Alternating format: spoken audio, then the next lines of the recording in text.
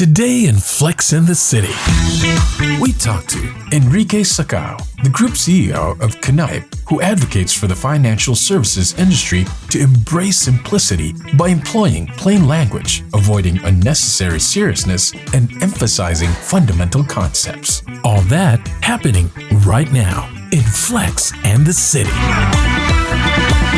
Good afternoon. This is Rachel Treese for Flex and the City, and I'm absolutely delighted today to have Enrique Sacau, who is the Group CEO of Kneip.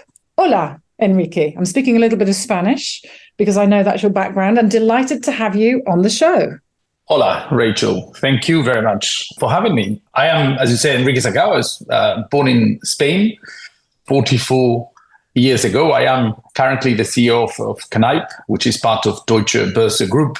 Kneip is simply an adorable company full of great people, and it provides fund data services to asset managers and distributors. I left Spain, though, 20 years ago in September 2003 for the UK with a view to doing a PhD in political history, so nothing really related to financial services, asset management, or technology. So you are a doctor, Enrique. I am a doctor. I mean, I wouldn't advise you to faint or anything. I wouldn't know what to do, but I am a doctor in political history. Fantastic. And so you've lived in the United Kingdom, did you say, for over 12 years? So no, I moved there 20 years ago, and then 3 years ago, I moved to Luxembourg. So I suppose I lived full time in the UK 17 years. And then the last three, I've been 70% in Luxembourg, 30% in London. So I'm still between the two. Fantastic. And so when you're thinking linguistically, do you feel more Spanish or more British? I mean, your English is incredible, Enrique. So which language do you feel more comfortable in? You are too kind. So it depends on what I talk about. So I have both passports. I've always been a bit of a shameless Anglophile. I think if I'm going to talk about funds data, English is easier. If I'm going to talk about other matters, Spanish might be easy. But I feel very comfortable in both cultures, which are, interestingly, I think, more similar than they seem. Absolutely. And so tell me, I'm curious about political history. We've got a lot going on geopolitically as we sit here today. In fact, even yesterday it was the Luxembourg elections, but we've got other things going on our planet. So as a political historian, Enrique, tell me a little bit about what your views are on what's going on from outside the jar. Right. I mean, so it's so long ago since I did my studies that I feel painfully underqualified to have an opinion, but more as a citizen, I think we forget that it used to be worse than now, because we read the news and we watch television and all they talk about is awful. And then books sell when the title of it is perma-crisis and things like that.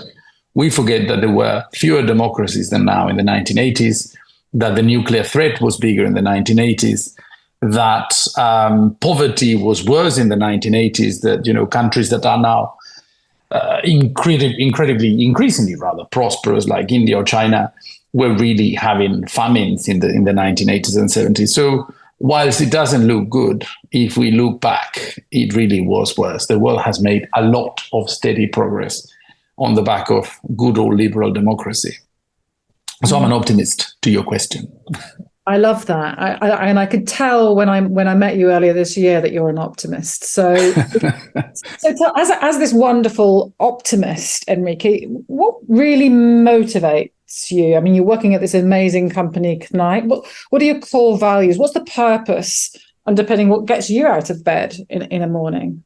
So, well, a number of questions there. I mean, what motivates me the most is to leaving something in a better state than I found it. So I don't know whether you follow this Netflix program with Marie Kondo, who goes into the houses of middle-class people and tidies them up for them. It's something I like. I like the idea of going into a room and coming out of it and leaving it in better shape. And that really gets me out of bed. I was in and what it does to me. So a week ago, if I may give you an example, I had a conversation with a client. It was about a very complex matter. And at the end of the conversation, I, at the risk of marking my own homework, Rachel, there, but I came out of the call, I hung up and I said, I wouldn't have been able to conduct this call 2 years ago. And that got me out of bed for a number of days afterwards. The feeling that I had learned something over the last couple of years that allowed me to have conversations that I couldn't have before. I know it sounds very basic, but it's what it does, what does it for me, really. Absolutely. So you're the Marie Kondo of financial services. Well, that I'm going to leave it to my colleagues and clients to say, but I would love to be. And so I'm sure, in the technology world, you're working with a lot of young people, young talent. What kind of skills do you think are needed by young people who are entering this industry now, Enrique? Well, I think increasingly it's all about flexibility, because the world changes more quickly than it's ever done before on the back of, technology and communications. Things that took days to find out 20 years ago are now happening overnight. And I think being flexible is enormously important, possibly the most important thing. I would advise them to work very hard, and I would advise them not to take themselves too seriously, and also to be in light, kind of linked to not taking themselves too seriously, to be reminded that financial services pays very well relative to other professions. So when they feel down, when it's unfair, I wasn't given this incentive or this promotion, or I'm unhappy about this client which is yelling at me, think about the nurses and think about the teachers who deal with much more life or death problems, and they do it for a fraction of the money people make, the junior people make in financial services. So I would encourage them not to take themselves too seriously, and to, work hard, stay flexible, and get on with it. Very good advice. And so your mention around nurses and doctors leads me to recognise that you're involved in some charities related to healthcare. So tell me a little bit about that and what motivated you to do that, Enrique. I have been. So this was around the COVID pandemic. I was in the UK because I moved to Luxembourg in the summer of 2020. But there was a very poignant image of a nurse in tears in the car park of a supermarket, saying, "I work 16 hours a day, and when I go to the supermarket, there isn't anything to buy anymore." So a friend of mine, a very close friend of mine, the father of my goddaughter, rallied a group of people to create the Health Workers Support Foundation. And in very simple terms, we fundraised and coordinated the logistical effort to get to health workers in the UK bags of fruit and vegetables during the pandemic. And then, of course, we wound it up because this was no longer needed. We were pleased, to close out this charity. Fantastic. Going back to COVID, and we don't want to sort of lurk there, but again, as somebody who understands geopolitics and what's going on in the world, what do you think businesses can learn from that particular period in our history? Well, it's a tricky question, and one that whatever I say will be disliked by half the people listening to this. I am surprised, if I may, as a learning, by how quickly people let the freedoms go.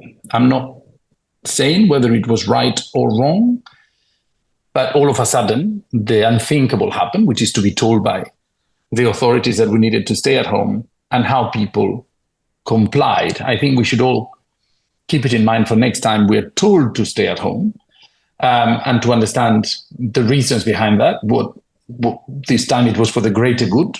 And of course, there are inquiries going on to make sure that the response was proportional. But then you see how people in the past have followed authorities, not for the greater good, but for the greater evil. And I was amazed to see how, we just did it. There wasn't much debate. People just stayed at home. People stopped traveling. People did things that a month before the COVID crisis would have been crazy. So I have reflected a lot upon that. And I hope my fellow citizens have also thought about how the brains work during that crisis. Yeah, the brain's a fascinating topic, and our brains are constantly in transformation. So talking about transformation, because we've touched on that a bit already, if you had a magic wand and you could transform the financial services industry into something, what do you think would be the main thing that you'd wish to change to make it a better industry, Enrique? Transformation is a word I use seldom because I believe more in gradual change. And in fact, I have this joke with my colleagues at Kneip that if anybody uses the word transformation, they should pay a small fine into the charity box by the reception desk. And I had to pay it last week, incidentally, because I did use the word transformation. Somebody called me out. I think the change that I would like to see is one, I mean, I link it to what I said earlier about people taking themselves a bit less seriously and reminding themselves that we're not the masters of the universe. But I think if we could keep it more simple, we explain what we do more simply, I would like to see that change. And I would definitely use a magic wand for that. And if we kept focusing on fundamentals, so we can do all the complex things, but ultimately this is about making the market safer. It's about making sure that people have savings when they retire. It's about helping the world move capital, which is essential for investment and to, I'm going to use the word transformation, and to transform the world for the better. And also in line with what I said earlier, being an optimist, kind of financial services has contributed enormously to making the world a better place, more prosperous place. And we need to continue doing those things, but focusing on the fundamentals, on the simple, difficult things to do.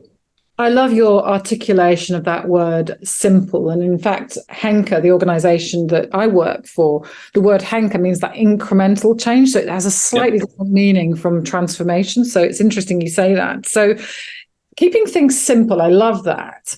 If you were to explain to my mother, who lives in the north of England, what Kneip does, and you were to keep it really simple, maybe a metaphor, what would you say to her?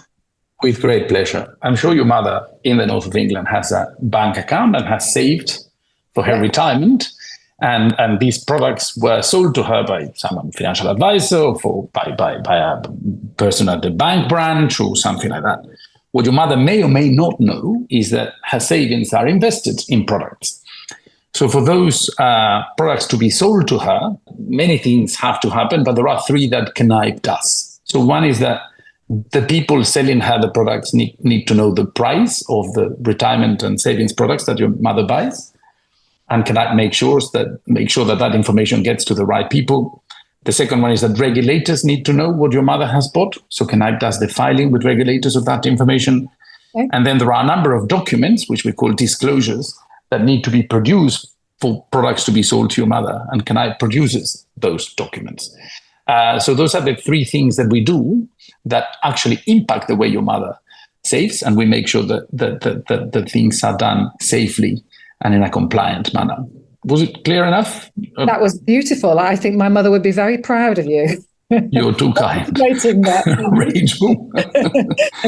So, in your career, and that includes, working and studying at Oxford University, has there been anybody, either, somebody you've met that's really inspired you, or even somebody on the global stage that's inspired you with their leadership style and the way in which they show up energetically? Is there anyone that you could share with us? There is a very long list. So if there is something I've been very lucky with, is mentors and people I look up to. So I'm going to give you a number, if you allow me. As in, overall, I think a leader I massively have always looked up to, and this is a political historian also at work, is Mandela, who I think was incredible, not just what he did, but also how he moved on, how he forgave, how he turned the page. I think in financial services, more controversially, there is a chap called Michael Berry, who is played in the Big Short,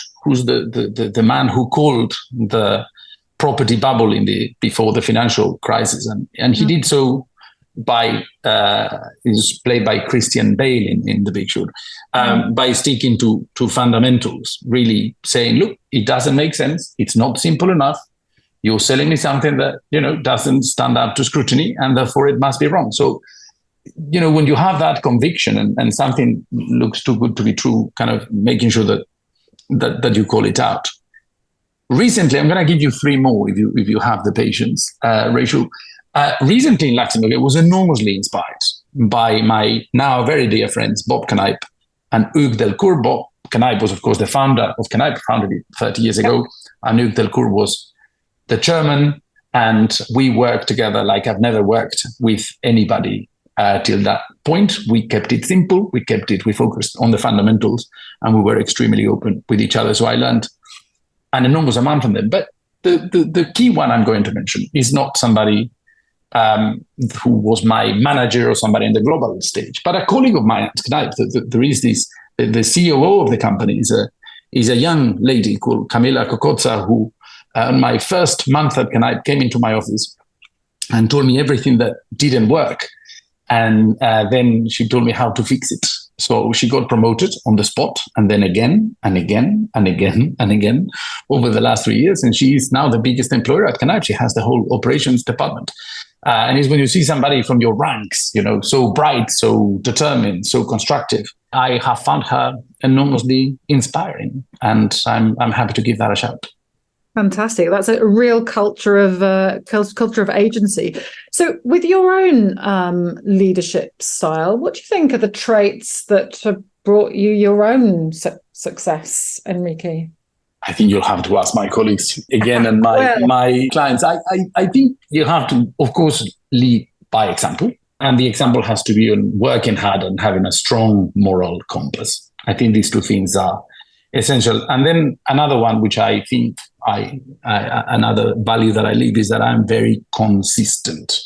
Mm-hmm. When you read employee surveys in companies, one of the things employees dislike the most is when you're volatile, when you change your mind without telling them that you change your mind and you pretend that you haven't changed your mind. So I think the idea that there is only one version of you, that they see the same every day, that when you say you're going to do something, you're going to try to do it. Sometimes you fail at doing the things you say you're going to do. But yeah, I would keep it to that. The lead by example, strong moral compass, and be very consistent. And of course, I will add one, which is don't take yourself too seriously. Remember that when we are doing what we do, there are nurses there looking after our elderly grandparents, and those people have it harder than us. More difficult. I couldn't agree more, Enrique. Couldn't agree more. So I'm going to ask you, we're going to take you outside of financial services. And I think I know what your answer is going to be, but I'll not preempt it. Outside of financial services, is there something that you absolutely love doing when you're not running this amazing company? I mean, there are a number of things I like. I like food. I like the arts. I like reading novels, history books.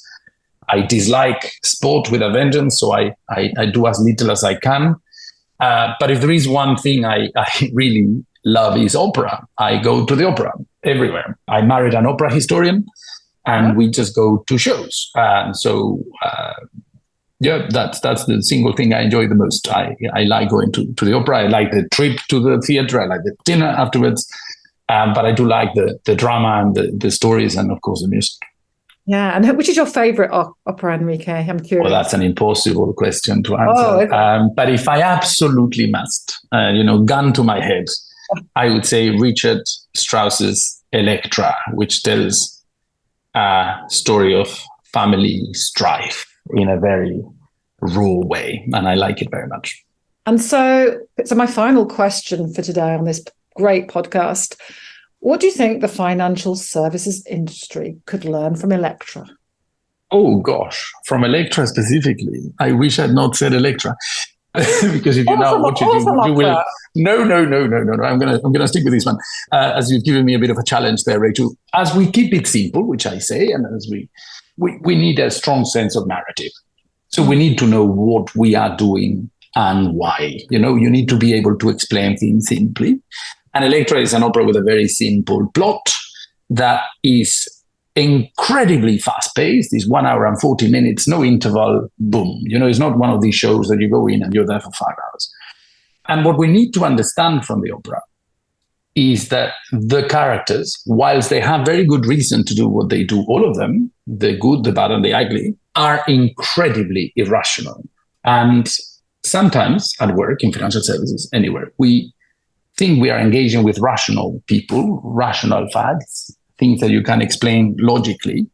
And you need sometimes to just be more human, realize that you're dealing with humans, that humans are not always rational, that doesn't make them worse, but that you need to engage with them. in whatever way they are operating, whether rational, irrational, or a combination of the two. That was a bit of a pedantic answer I've given you, but I hope it drives you to kind of go on YouTube and watch Electra as soon as we're done with this interview. It most certainly does, Enrique. I think that was a beautiful answer. And I just want to thank you. Muchas gracias for this fantastic podcast this afternoon. Thank you, Enrique Sacau, who is the Group CEO of Kneip. Thank you so much. Thank you. You just listened to Flex in the City. Catch us on our next episode.